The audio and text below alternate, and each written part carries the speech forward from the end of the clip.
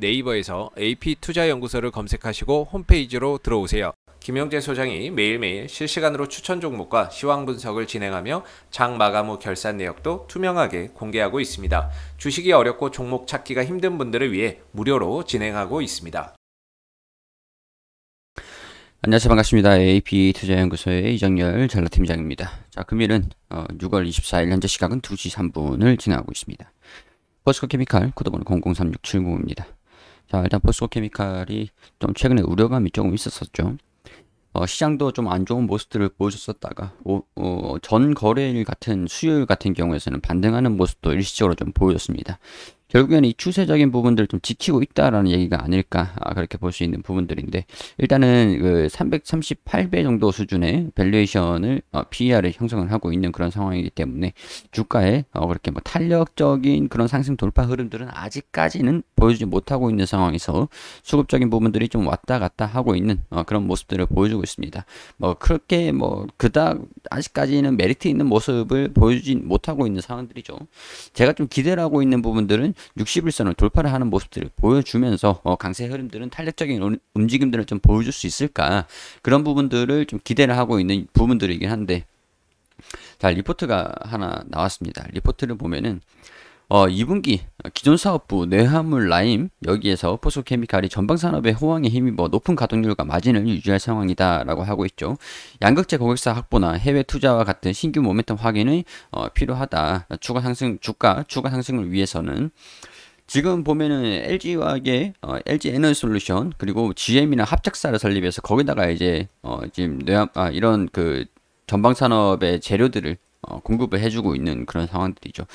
아무래도 이런 산업군이다 보니까 전기차 시장이 수요가 확대가 되고 시장 자체가 규모가 성장이 된다라고 하면 이 기업도 자연스럽게 수혜를 받을 수 있지 않겠는가라고 할 수 있는 부분들인데, 물론 이제 기존 완성차 업체들이 그 내재화 2차전지 배터리를 내재화를 시켜가지고 자기들이 그냥 직접 공급받아가지고 만들겠다 뭐 이렇게 선언을 하고 있는 것들도 있지만, 그런 부분들은 좀 먼 미래의 얘기도, 지금 당장에는 뭐 LG화학이라든가 GM이라든가 2차전지 배터리를 만드는 회사에 의존해서 공급을 받을 수밖에 없는 그런 상황들입니다. 자, 뭐 내재화를 시킨다. 지금 구조가 이래요. LG하고 GM이랑 같이 합작사를 설립해서 여기 지금 공급을 하고 있잖아요. 지금 완성차 업체들이 있는데, 특히 이제 테슬라라든가 뭐 중국도 뭐 그렇지만 한국 같은 경우에서는 현대그룹이 있죠. 현대기아 같은 경우. 자, 이 회사 현대기아는 아무래도 뭐 내재화를 하지 않을 것 같다라고 생각이 되는데, 뭐 테슬라라든가 뭐 폭스바겐하고 등등등 여러 가지 외국에서도 있잖아요. 이 회사들 같은 경우에는 2차전지 내재화, 그러니까 공급 리스크, 배터리를 공급을 받지 못하면은 자동차를 생산을 하지 못하기 때문에, 지금 이제 반도체 수급난 때문에 자동차를 생산을 하지 못하고 있기 때문에 이런 것들이랑 좀 비슷하죠. 그러니까 재료를 못 받으면은 차를 완성을 못 하잖아요. 이 뭐 폭스바겐이라든가 뭐 등등등 회사들. 그렇기 때문에 이런 부분에서 얘네들 같은 경우에는, 근데 2차전지를 배터리를 내재화를 시켜서 자기들끼리 만들겠다라고 선언을 했습니다. 근데 시간이 좀 걸리는데 얘네들이 배터리를 만들어서 납품을 하는 게 아니라면 포스코케미칼 입장에서는 기존의 고객사가 다양해질 수 있는 요인으로 적용이 될 수가 있겠죠. 얘네들 입장에서는 좀 주요 고객사이긴 한데 매출 의존도가 좀 줄어들 수밖에 없는 요인들이고, 장기적으로 본다면 여기서 마이너스가 될 거고, 멀리 보자면 말이죠. 여기서는 플러스가 될 거고. 자, 근데 뭐 이 회사들이 완성차의 판매 규모, 친환경차, 특히 이제 전기차 같은 경우에서 판매 규모가 증가된다라고 하면은 포스코케미칼 입장에서는 긍정적으로 실적이 장기적으로 좀 성장할 수 있는 그런 부분들이 뭐 요소로 있다, 그렇게 이해하시는 것이 좋을 것 같습니다. 자, 일단은 그런 부분들 우리가 좀 깔고 가고요. 이런 여기서 얘기를 하는 신규 양극재 고객사 확보나 해외 투자 같은 신규 모멘텀의 확인이 필요하다. 해외 투자라고 하는 것들은 이제 캐파를 얼마나 증가를 시킬 것인가. 전기차 시장은 이제 확장이 되는 거를 누구도 의심을 하지 않고 있는 그런 상황이잖아요.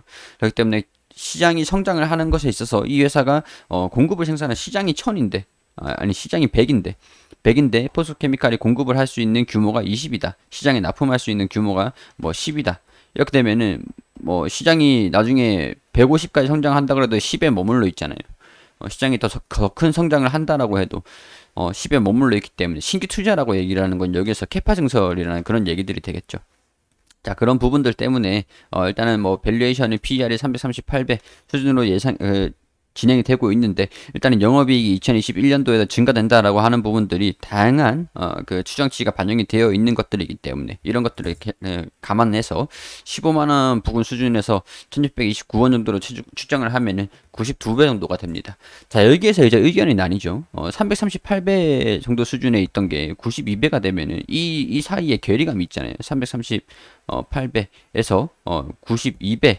그러면 이 사이에 주가가 올라가면서 어느 정도 주가가 뭐 200배까지라든가 뭐 150배까지 성장을 한다라고 해도 이 정도 이 괴리감이 너무 크기 때문에 주가가 따라 올라갈 것이다. 아니면은 이런 의견들이 있는 반면에 92배 여기도 여전히 높다. 성장을 하는 부분들이 좀 있지만 그건 시장 요인들에 대해서 가치주냐 성장주냐에 따라서 좀 나눠질 것 같기도 하고 92배 수준이면 너무 높은 수준들이다. 이게 적정 주가로 맞춰져 가야 되는 부분들이 2022년 2023년도가 돼가지고 EPS가 추정치에 상향하는 계속 이제 지속적인 성장을 좀 보여야 주가가 상승할 것이다. 뭐 그런 부분들의 의견들이 좀 다양하게 있기 때문에 15만원 부근에서 2023년도 2,600원 하면 50배 정도가 되죠. 자, 그러면은 장기적으로는 주가가 상승을 할 것이다 라고 기대를 하고 있는 부분들은 분명히 있는 것 같기는 합니다. 이 회사가 성장을 할 것이다. 근데 이거를 언제 반영을 하느냐 부분들이 넌센스인 거거든요. 그렇기 때문에 시장이 어느 정도 성장을 하는지 그리고 이 2분기 실적들을 체크를 결국에 실적이 중요한 거죠. 결국에 실적이 성장을 하는데 이 괴리감을 좁히기 위해서 주가가 계속 이 기업이 실적을 계속 성장하는 모습들을 보여주는 한 주가는 계속 일단은 우상향을 할 것이다. 그런 부분들의 의견이 아직까지는 좀 그 시장 자체가 뭐 나쁘진 않은 상황들이 지속이 되고 있기 때문에 그런 의견들의 좀 좀 무게가 좀 추가 쏠리고 있는 그런 상황이긴 합니다.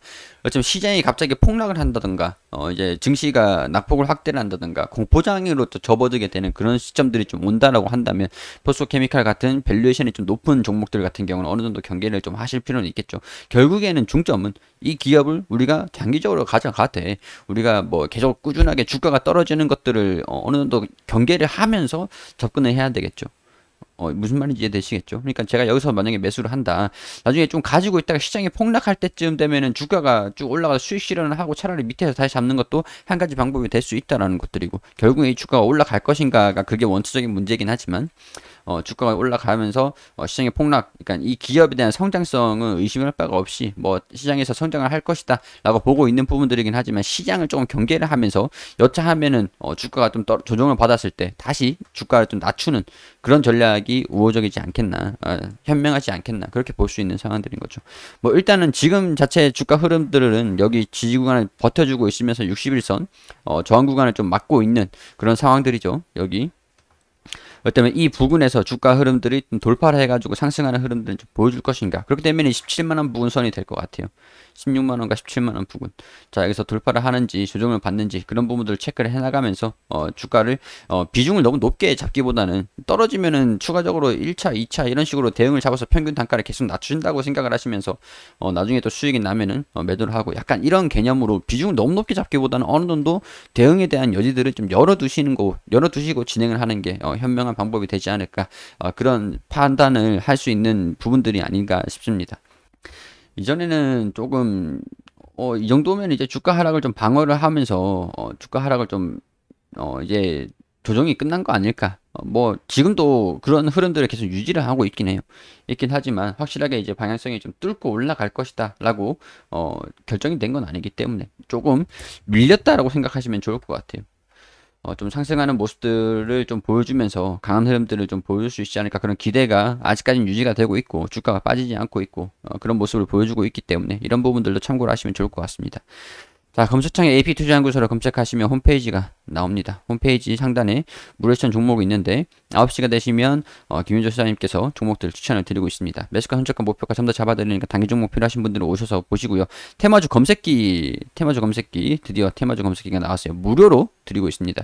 여기 보시면은 안드로이드 버전, 핸드폰과 PC 둘 다 가능합니다. 오셔가지고 여기 맨 밑에 쭉 내려보시면 PC 다운로드하고 다 있거든요. 보셔가지고 마켓에서 AP 테마라고 치시면은 나오거든요. 하셔가지고 다운받아서 무료로 배포드리고 있으니까 굉장히 좀 유용한 그런 프로그램입니다. 무료로 드리고 있으니까 다운받으셔가지고 한 번씩 사용을 한번 해보세요.